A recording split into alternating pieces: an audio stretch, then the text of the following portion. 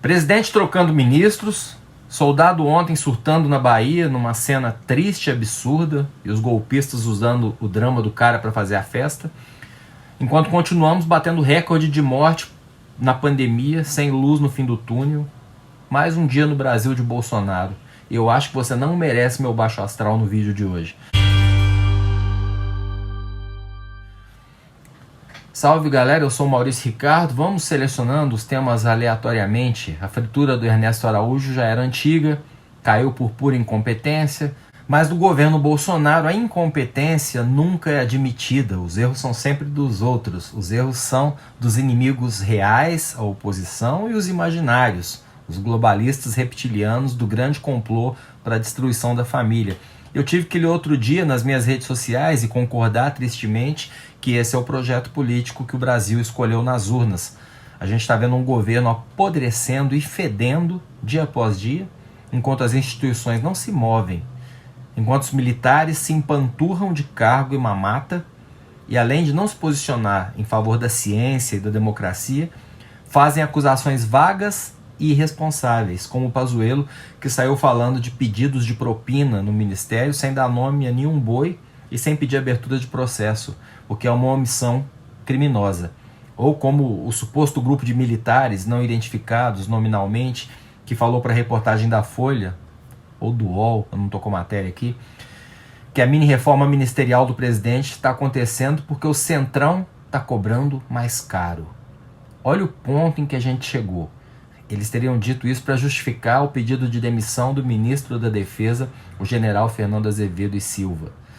Mas se isso incomoda os militares, o que eles estão fazendo lá?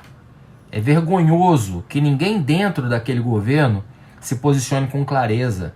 Nem quem sai humilhado como o Pazuello. Eu não espero nada do olavismo. Ernesto Araújo vai culpar os incas venusianos e os comunistas. Mas do exército eu esperava um pouco mais. Não da instituição, porque a gente sabe que ela se baseia na disciplina e o chefe é o presidente, constitucionalmente e no contra-cheque mesmo, mas era de se esperar que pelo menos um desses generais olhasse para tudo isso e falasse: não dá para ficar com insinuações, não morrendo 3 mil brasileiros por dia. A tragédia que um PM surta na Bahia, consumido por essa propaganda criminosa da extrema-direita, a ponto de atirar nos próprios colegas, mas nenhum dos generais do Bolsonaro tem um surtozinho pequenininho, mas botando a boca no trombone, chamando seus colegas à razão, explicando para o Brasil o que está acontecendo. Não estou falando em atirar em ninguém, não. Eu estou numa fase de total desalento. Eu não duvido que seja difícil ser ministro da Saúde, porque no fim do ano todo mundo queira um pichuleco, como disse o Pazuello. Mas eu não estou sabendo lidar com essa nova configuração nacional, talvez mundial, onde os choques são tão grandes e tão frequentes que ninguém é mais cobrado nem pelas suas próprias palavras e as acusações que fazem. É um volume tão gigante de informação para consumir, é tudo num ritmo tão frenético que as pessoas estão anestesiadas. E a pandemia contribui, dando um ar meio surreal para isso tudo. As deputadas Bia Kicis e Carla Zambelli, a primeira presidente da Comissão de Constituição e Justiça da Câmara, usaram a morte do soldado na Bahia, nas suas redes sociais, para incitar uma guerra entre PMs e governadores. A gente está em março de 2021, o lockdown se mostrou a única solução para evitar a morte na pandemia, além, obviamente, da vacina. Se mostrou eficiente em Londres, se mostrou eficiente em Araraquara, mas a gente ainda tem que viver essa situação ridícula em que as pessoas tiram números e supostas pesquisas científicas do rabo para discutir com a ciência. Isso acontece nas nossas redes sociais, nas ruas das nossas cidades, carreata, prefeito bolsonarista que está tentando salvar a vida tem que enfrentar a ira dos apoiadores do Bolsonaro, que se recusam a ver o óbvio, o que o planeta viu, o que não depende de ideologia, só de bom senso, que é a culpa de tudo isso é de um governo que não comprou vacina. A pior condução da pandemia entre as grandes economias. E aí eu abro os portais de notícia e vejo os links sobre as trocas de ministro e me pergunto, até quando a gente vai fingir que está tudo normal?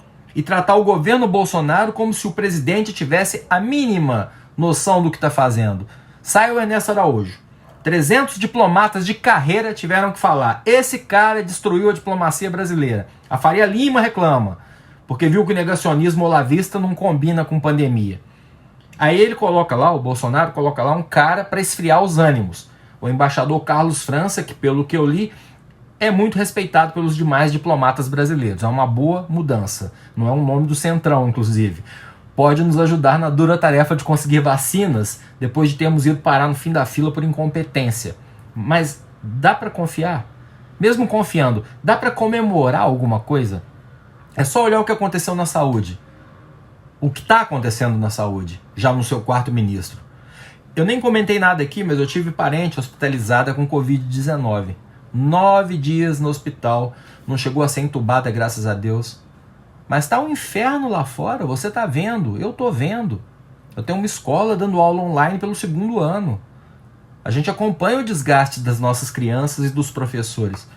Você abre o Facebook, que eu mal entro, e é um obituário. Todo dia mortes, mortes e mais mortes. A pandemia está dentro da vida das pessoas, dentro dos lares das pessoas. Então eu me recuso a me debruçar sobre o cenário político que levou a essa reforma, como se fosse uma das muitas reformas ministeriais que os governos minimamente funcionais fazem para manter sua base aliada feliz. Isso é parte da democracia. Mas esse não é um governo funcional.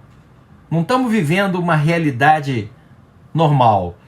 Um soldado pintou a cara de verde e amarelo e se sacrificou como símbolo da loucura que esses argumentos malucos, manipulados, somados ao estresse da pandemia, estão causando nas pessoas. Uma loucura que poderia ser facilmente evitada, porque a principal delas, que é a pandemia, não é uma discussão abstrata. Eu vivo dizendo isso aqui. A pandemia é, como o nome já diz, um fenômeno global. Todo ser humano reage ao vírus da mesma forma. A ciência tem as respostas, caramba. Harvard tem protocolos médicos, a Organização Mundial da Saúde, a União Europeia, Estados Unidos. E quem sabe a cura para a Covid é o prefeito de São Lourenço, Minas Gerais? Como esse país pode ter ficado tão idiota? Os jovens estão morrendo, não tem mais grupo de risco. E os malucos estão indo para Ubatuba, enchendo o supermercado, como se não tivesse nada acontecendo. O Rio decreta um feriadão, fecha a praia, e o governador faz festinha de aniversário. Olha, não é uma questão de dizer eu escolhi viver correndo riscos porque eu preciso alimentar meus filhos. Não. Eu escolhi correr riscos porque eu preciso pegar praia em Ubatuba. Tudo bem. Só que você vai voltar com Covid-19 e vai contaminar quem só saiu de casa para trabalhar ou comprar o básico. É essa pessoa que você vai contaminar. Ou a sua mãe, ou seu filho. Mas você não está preocupado com isso. Mais uma vez, somos um país infeliz, miserável, impossível lockdown aqui, com ônibus lotado e ajuda emergencial que não garante cesta básica.